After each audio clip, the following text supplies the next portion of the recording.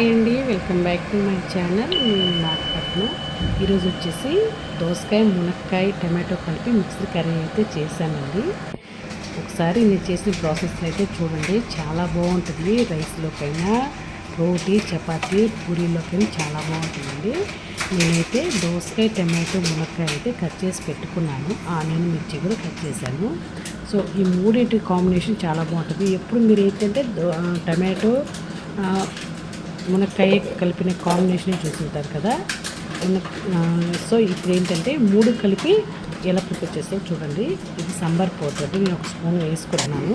కల్లుప్పు వేసేసుకున్నాం. మీకు ఉప్పు మీరు తినే ఉప్పు తగ్గట్టు వేసుకోండి. నేను ఒక స్పూన్ కారం అయితే వేసాను. ఇంత మించి ఎక్కువ కారం వేస్తే తినరు పిల్లలు, సో అందుకని నేను తక్కువే వేసాను. కానీ చాలా స్పైసీ ఉంటుంది ఈ కారం. ఇవన్నీ ఏం చేద్దామంటే కలుపుకుందాం, ముక్కలకి ఉప్పు కారం పట్టేలాగా. ఈ పద్ధతి మన నాన్నమ్మలు, అమ్మమ్మలు, అమ్మ వాళ్ళు అలా చేస్తారండి పల్లెటూరు సైడు. సో అదే ప్రాసెస్లో చేస్తున్నాను. చాలా టేస్టీగా ఉంటుంది. ఒకసారి మీరు కూడా ఈ ప్రాసెస్ అనేది ఫాలో అయిపోండి, చాలా బాగుంటుంది. మీరు ఈ ప్రాసెస్ చేసిన తర్వాత మీకు ఎలా కుదిరిందో మీ ఫీడ్బ్యాక్ని కూడా నాతో షేర్ చేసుకోవడం మర్చిపోవద్దండి. సో నీట్గా కలుపుకున్నాక మనం ఏం చేద్దామంటే, మీకు ఏమైనా ఉప్పు కారం ఏమన్నా అటు ఇటుగా కొంచెం తగ్గినట్టు అనిపిస్తే మీరు కొంచెం యాడ్ చేసుకోవచ్చు. కొంచెం మగ్గేలోపు ఈలోపు ఏం చేద్దామంటే ఒక గిన్నె అయితే తీసుకొని ఆయిల్ వేసుకున్నాం. ఆయిల్ వేడెక్కాక తాలింపు గింజలు వేసేద్దాం. తాలింపు గింజలు మంచిగా వేగితేనే ఆ కూరకి టేస్ట్ అనేది ఉంటుందండి. ఇప్పుడు పచ్చిమిర్చి యాడ్ చేద్దాం, ఆనియన్ కూడా యాడ్ చేద్దాం. అవి బాగా మంచిగా ఫ్రై అవనిద్దాం. మంచిగా ఫ్రై అయితేనే టేస్ట్ బాగుంటుందండి. తాలింపు గింజలు ఏ వేగపోయినా సరే టేస్ట్ మారిపోద్ది. ఆవాలు కూడా చేరుగా తగ్గుతాయి. సో ఇప్పుడు ఏం చేద్దామంటే మనం నెక్స్ట్ వచ్చేసి కరివేపాకు కూడా యాడ్ చేద్దాం. కరివేపాకు వేసుకుని కదండి ఏ కర్రీకైనా టేస్ట్ బాగుండేది. కరివేపాకు యాడ్ చేసిన తర్వాత వెజిటేబుల్స్ ఏవైతే ఉప్పు కారం పట్టించి ఉంచామో ఇప్పుడు ఇవి తాలింపు వేగిన తర్వాత దాంట్లో యాడ్ చేద్దామండి. గిన్నెలోకి ట్రాన్స్ఫర్ చేసేద్దాం. చాలా బాగుంటుంది. ఒకసారి మీరు ట్రై చేయండి. మీకు ఏమైనా డౌట్స్ ఉన్నా నేను క్లియర్ చేస్తాను. సో అన్నీ అయితే వేసేసాము, కలుపుకున్నాము.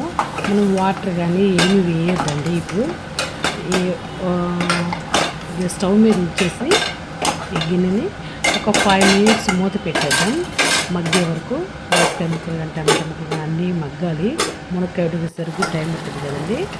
చూడండి చక్కగా ఉడికిపోయింది కదా. నీళ్ళన్నీ ఇంకిపోవాలి.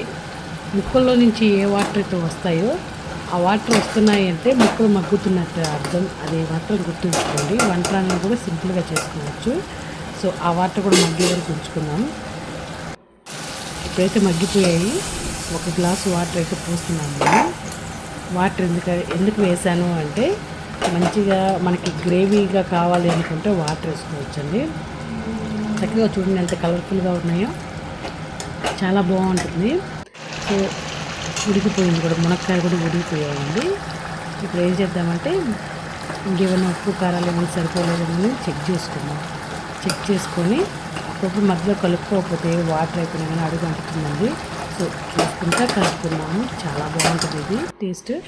ఈలోపు ఏం చేద్దామంటే ఒక కడాయి పెట్టుకొని అందులో 3 స్పూన్లు ధనియాలు వేయించేసుకున్న తర్వాత అవి కొంచెం పచ్చిగా ఉంటే బాగోదండి. మంచిగా వేయించుకున్నాము. స్టవ్ ఆపేసి అవి ఆరిన తర్వాత గ్రైండ్ చేసుకున్నాము. నేను అల్లం వేయలేదండి, ఓన్లీ ధనియాలు, వెల్లుల్లి, కొబ్బరి వరకే వేసి గ్రైండ్ చేసుకున్నాను. ఇప్పుడు ఆ పౌడర్ని అయితే కర్రీలో కలుపుకున్నాము. చాలా బాగుంటుందండి టేస్ట్. అల్లం వేయొద్దు. ఇప్పుడు ప్రతి దాంట్లో అల్లం వెల్లుల్లి పేస్ట్ వేసి ఆనియన్లో వేయించుకోవాల్సిన అవసరం లేదండి. కొన్ని ఇలా కూడా చేసుకుంటే చాలా బాగుంటుంది. మసాలా ఏం లేకుండా సింపుల్గా కొత్తిమీర కూడా యాడ్ చేసేసి గార్నిష్ చేసుకున్నాం. చాలా బాగుంది చూడండి. టేస్ట్ కూడా అదిరిపోతుంది. నెక్స్ట్ లెవెల్ అండి. టేస్ట్ అయితే మాత్రం మంచి స్మెల్ వస్తుంది, గుమ్మట్లాడిపోతుంది. టేస్ట్ మాత్రం అంత బాగుంటుంది. మీరు ట్రై చేయండి, మీకు అర్థమవుతుంది. ఎంతో కమ్మగా ఉంటుందండి ఈ కర్రీ అనేది. ఇంకో విషయం ఏంటంటే పిల్లలు కూడా చాలా ఇష్టంగా తింటారండి ఈ కర్రీని. థ్యాంక్ యూ అండి. Thank you for watching.